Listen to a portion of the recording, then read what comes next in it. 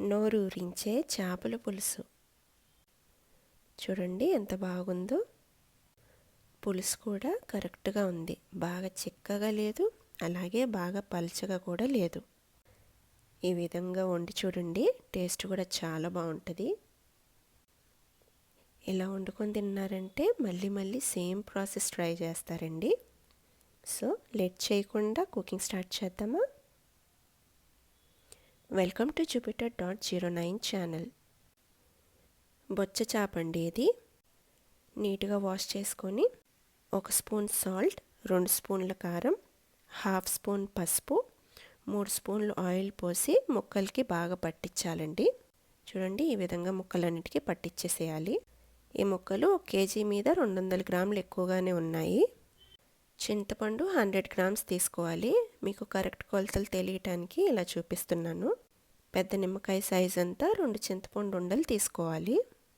1 KG చేప ముక్కలకి 100 grams చింతపండు కంపల్సరీగా వేయాలండి. అప్పుడే కూర టేస్టీగా ఉంటుంది. ఈ చింతపండుని నీట్గా వాష్ చేసి వాటర్ పోసి నానబెట్టుకుందాము. ఇప్పుడు మసాలా ప్రిపేర్ చేసుకుందాము. 2 స్పూన్లు ధనియాలు వేసి దోరగా వేయించాలి. వేగినాక 1/2 స్పూన్ మెంతులు వేసి మళ్ళీ ఫ్రై చేయాలి. దాల్చీనీ చెక్క, 4-5 మిరియాలు, 3 లవంగాలు. ఇప్పుడు మళ్ళీ ఒకసారి వేపుకుందాము. వేగిన తర్వాత 3/4 స్పూన్ జీలకర్ర వేసి స్టవ్ ఆఫ్ చేయాలి. జీలకర్ర స్టవ్ ఆఫ్ చేయబోయే ముందే వేయాలండి. చల్లారినాక ఈ మసాలాలన్నీ గ్రైండ్ చేస్తున్నాను. గ్రైండ్ అయింది కదా, ఇప్పుడు ఇందులో 15-16 వెల్లుల్లి రెమ్మలు వేసుకోవాలి. ఇంకా అల్లం కూడా ముక్కలు చేసి వేస్తున్నాను. మళ్ళీ ఒకసారి ఇదంతా గ్రైండ్ చేయాలి.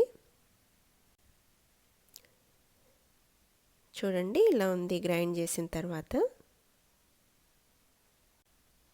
మీడియం సైజ్ ఉల్లిపాయ ముక్కలు చేసి తాలింపులో వేయాలి. చేపల పులుసుకి ఆయిల్ కాస్త ఎక్కువగానే పోయాలి. పోపు దినుసులు, ఎండుమిర్చి, జీలకర్ర, ఇంగువ, ఉల్లిపాయ ముక్కలు, కరివేపాకు. కొంచెం బ్రౌన్ కలర్ వచ్చేదాకా ఉల్లిపాయ ముక్కలు ఫ్రై చేయాలి.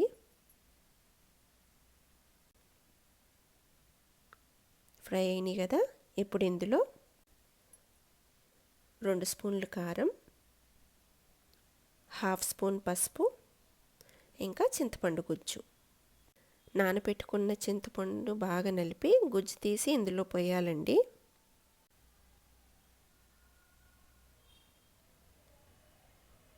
పిప్పి రాకుండా జాగ్రత్తగా ఇందులో గుజ్జును పోయాలి.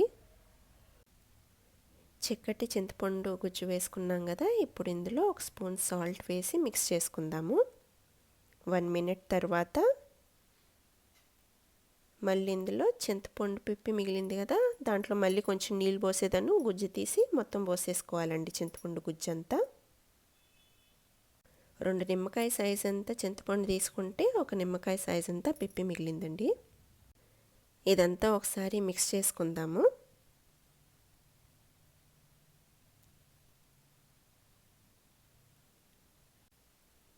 ఈ గుజ్జు బాయిల్ అయింది కదా, ఇప్పుడు ఒకసారి మిక్స్ చేసి టేస్ట్ చూసుకుందామండి.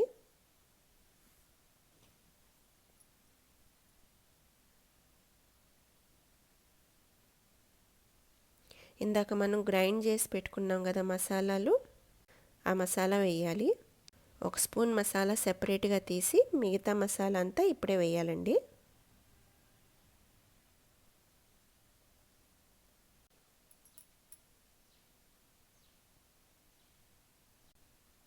ఇందాక టేస్ట్ చూశాను కదా, సాల్ట్ సరిపోలేదు. 2 స్పూన్స్ సాల్ట్ వేసుకుంటున్నాను. సాల్ట్ వేసినాక ఇదంతా మిక్స్ చేసుకోవాలి. మిక్స్ చేసిన తర్వాత ఇందులో ఫస్ట్ గట్టిగా ఉన్న ముక్కలు వేసుకోవాలండి.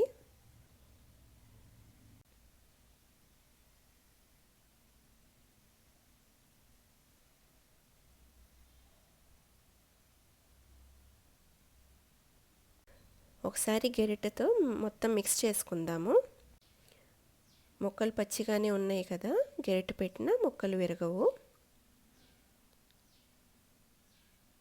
ఇప్పుడు ఇందులో మెత్తగా ఉన్న ముక్కలు వేసుకుందాము.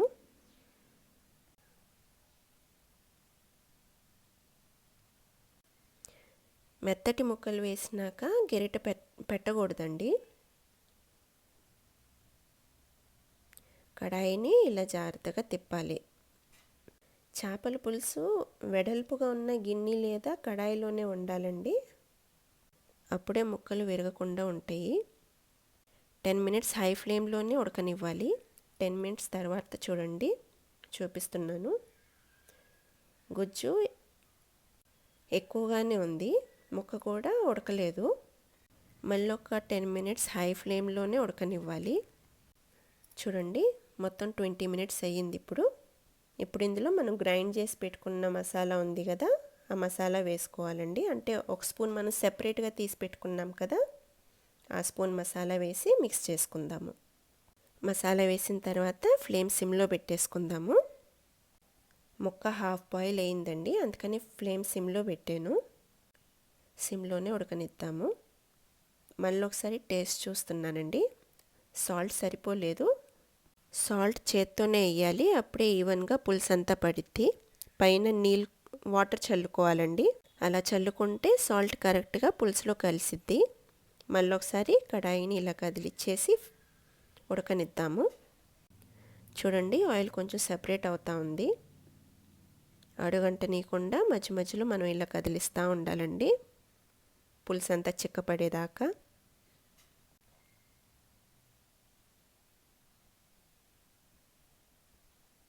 కదిలిచ్చి చూద్దాం ఒకసారి.